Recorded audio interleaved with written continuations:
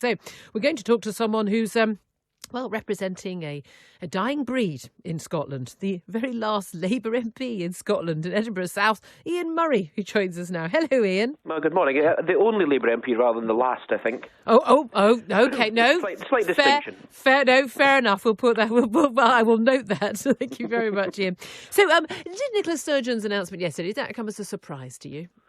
Well, I don't think anybody would have been surprised if she announced it at the SNP conference in Aberdeen this weekend, but it was certainly a surprise that she decided to do it yesterday. But obviously her timing has tried to coincide with the triggering of Article 50, and I think she's got the desired result that she wanted, to get the SNP and independents at the top of the political agenda, although I'm incredibly surprised that nobody from the SNP wants to come on media today to talk about it, and that's perhaps because they got such a hard time yesterday on trying to explain this dreadful decision that they've made to try and call a second independence referendum, and all the big questions that they still fail to answer 2.5 years on from the first. They've got to clear up some things about, say, which currency they're going to have, and whether they're going to remain in the EU or not remain in the EU, and what they're going to strive for. Absolutely, there are lots of questions, indeed, lots of questions for Theresa May to answer in terms of the whole of the UK. So let's just go through the questions, though. We heard from Alex Salmond only in 2014, when they had the first referendum, that this was a once-in-a-generation opportunity. It wasn't an off-the-cuff remark. He said it repeatedly. He was the SNP leader at the time, First Minister of Scotland at the time. So is there any argument constitutionally, legally, morally, politically that they should have another referendum again so soon?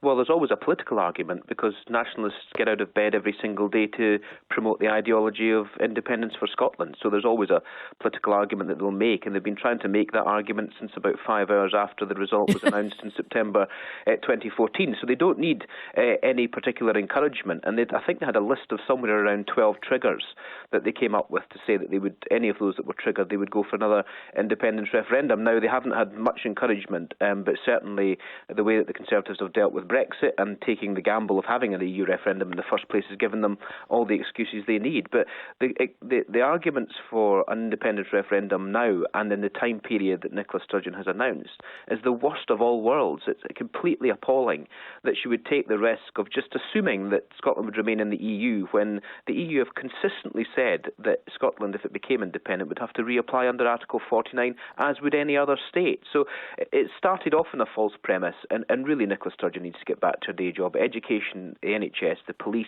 local government are all suffering in Scotland, and the Scottish economy is going to be at grave risk because of this decision and the additional uncertainty. Well, you said there was a list of roughly 12 triggers. I mean, pretty much, looking at them in the wrong direction would have prompted. There was never going to be a situation where the SNP were not going to push for a second referendum. Brexit is just the excuse. But you don't sound very keen on asking the people what they want at all. You didn't really like the idea of it for the EU, don't like the idea of it for Scotland. What have you got against democracy?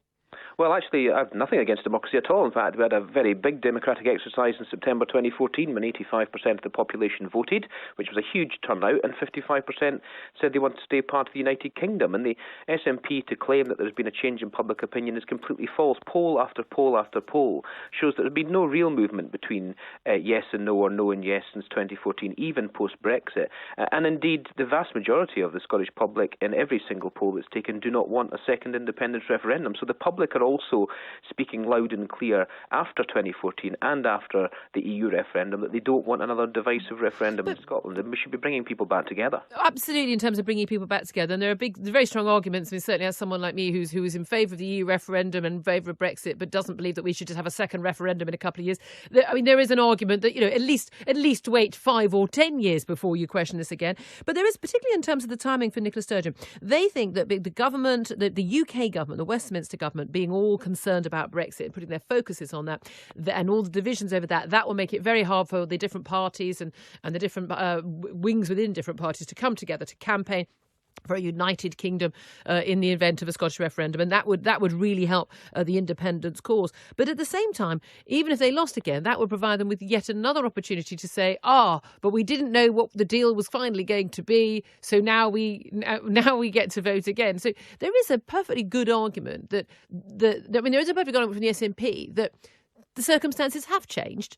I don't think the argument that more people voted for Remain than Leave in Scotland is relevant at all, because we weren't counting on a nation-state basis. We counted on an individual vote basis. But the argument that the deal is different. What they signed up to in September 2014 was remaining in the EU. That is now changed. And there is an argument for their post leaving the EU for them to have another vote, but certainly not before the end of 2019. Would you accept that, say, a referendum vote in 2020, perhaps alongside a general election, would be reasonable? Well, I don't think it's reasonable to continue to ask people the question because you don't like the answer. Can you imagine the scenario, based on your question, if it was a narrow Remain vote in the EU referendum and less than 2 years later the Leave side are agitating for another vote because of a change in circumstances? The polling is quite clear that the Scottish people don't want another vote. 78% of my constituency in Edinburgh South voted Remain.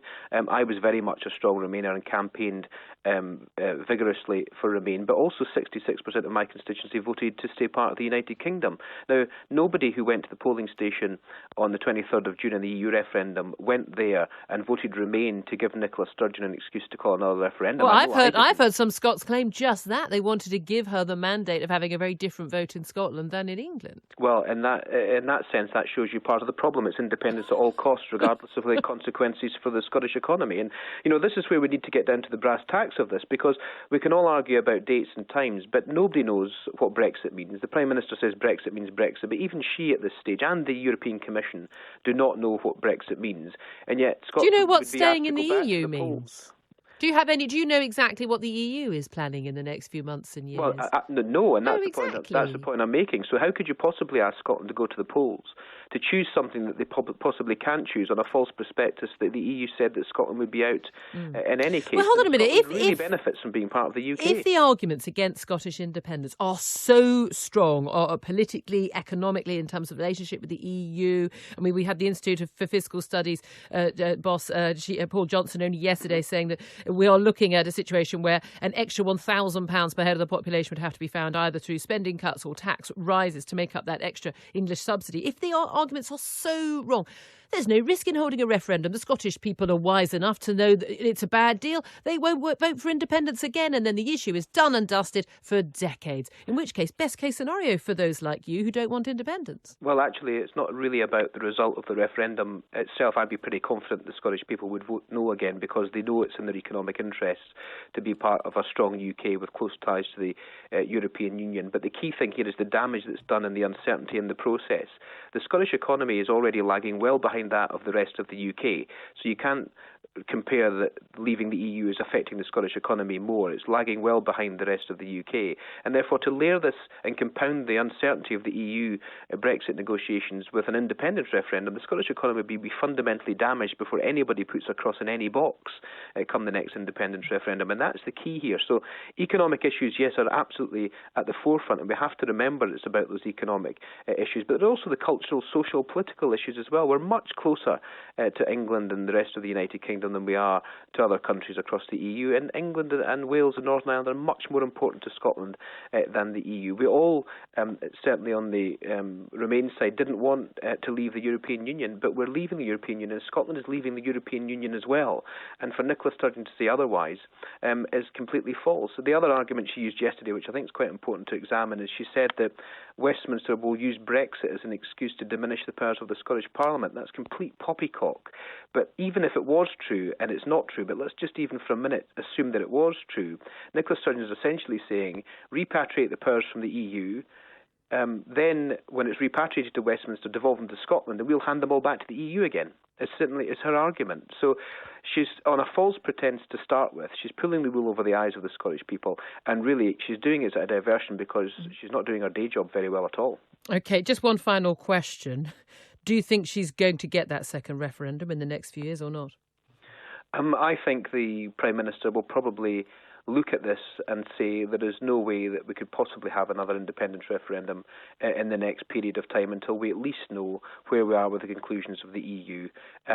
I think she'll do that as a minimum, but I'm not in the head of the Prime Minister, thankfully, and therefore I'm not quite sure what her thought processes would be. But one of the things that I do want Scottish people to know, and across the UK, that when you're looking at what Sinn Féin are saying in Ireland, and when you're looking at what the Welsh nationalists are saying in Wales, and indeed what Nicola Sturgeon said yesterday, there is absolutely no doubt that this Conservative Party are as big a threat to the United Kingdom as the nationalist parties. Thank you for joining us.